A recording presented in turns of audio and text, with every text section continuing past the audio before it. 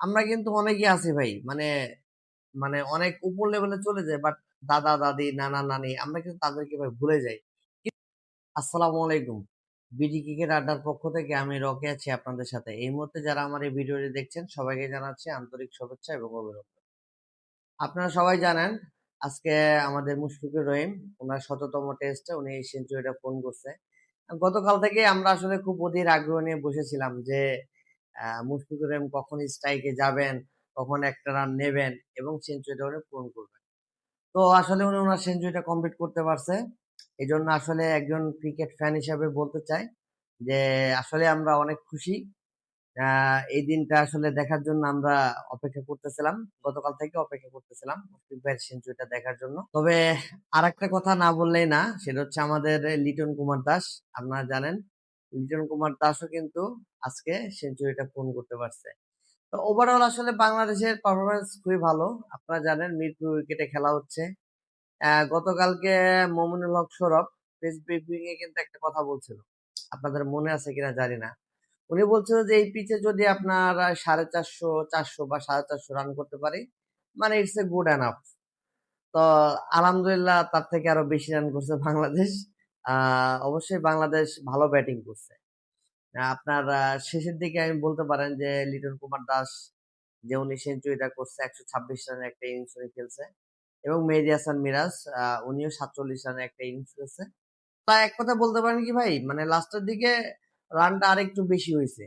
তবে আলহামদুলিল্লাহ সবকিছু মিলে আপনারা জানেন না মুশফিকুর রহিম ভাই আজকে একটা প্রেস ব্রিফিং এ উনি করছে। প্রেস ব্রিফিং এ কিন্তু কিছু কথা উনি বলেছে।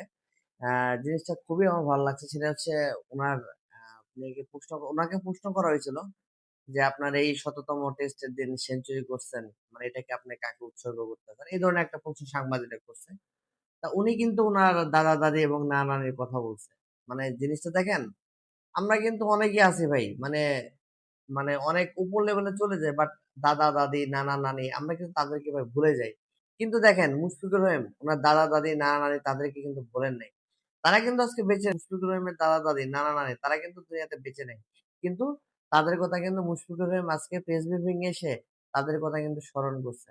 আমি মনে করি যে মুশফিক ভাই এটা খুবই ভালো একটা দিক।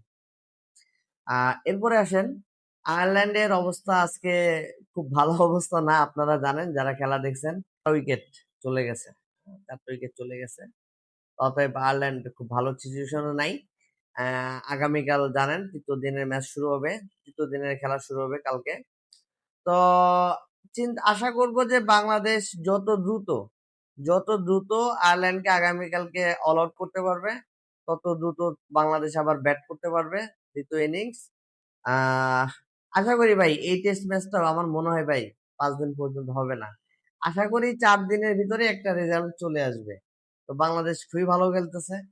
আবার অনেকে মন্তব্য করতেছে ভাই দুর্বল প্রতিপক্ষ পেয়ে আমরা এত ভালো খেলতেছি, শক্ত প্রতিপক্ষের সাথে এতটা ভালো হয়তোবা খেলা সম্ভব হবে না। ভাই বাংলাদেশের আসলে একটা জিনিস কি জানেন? মানে কনফিডেন্সটা দরকার। মানে আপনি যখন ম্যাচ জিতবেন তখন আপনার কনফিডেন্সটা ভাই বিল্ড আপ হবে। বাংলাদেশের এই জিনিসটাই এই মুহূর্তে ভাই দরকার। বিশেষ করে ব্যাটিং সাইডটা। ব্যাটিং সাইডটা আমাদের খুবই ভালো করা দরকার। যেটা আপনারা দেখতেছেন যে আয়ারল্যান্ড সিরিজে এই ২য় টেস্ট এবং ফার্স্ট টেস্ট গেছে। মানে আপনি বলতে পারেন ওভারঅল সাদমান ইসলাম, মাহমুদুল হাসান জয়, মমিনুল হক সৌরভ, নাজমুল হাসান শান্ত, মুশফিকুর রহিম, লিটন কুমার দাস, মেহেদী হাসান মিরাজ, মানে এই যে টপ যে ৭ জন ব্যাটসম্যান আছে আলহামদুলিল্লাহ ভাই সবাই রান করতেছে। সবার ব্যাট থেকে আসলে আমরা রান পেয়েছি। তবে এটা আমি মনে করি যে বাংলাদেশ টিমের জন্য একটা ভালো অ্যাচিভমেন্ট যে আমরা প্রত্যেকটা ব্যাটসম্যানের ব্যাটে আসলে রান পাচ্ছি। তো বাংলাদেশ টিমের জন্য দোয়া এবং ভালোবাসা রইলো। আশা করি কালকের দিনটা ভালো যাবে। আয়ারল্যান্ডকে আমরা দ্রুত অল আউট করতে পারবো। ওভারঅল আমরা বাংলাদেশ একটা কথা বলতে চাই সেটা হচ্ছে এই ম্যাচটা এই ২য় টেস্টটা যেন ৫ দিনে না গড়ায় আমরা যেন ৪ দিনেই ভাই ম্যাচটা যেন জিততে পারি। তো সবাই ভালো থাকবেন। বিডি ক্রিকেট আড্ডার পক্ষ থেকে আমি রকি আজকে বিদায় নিচ্ছি। আল্লাহ হাফেজ।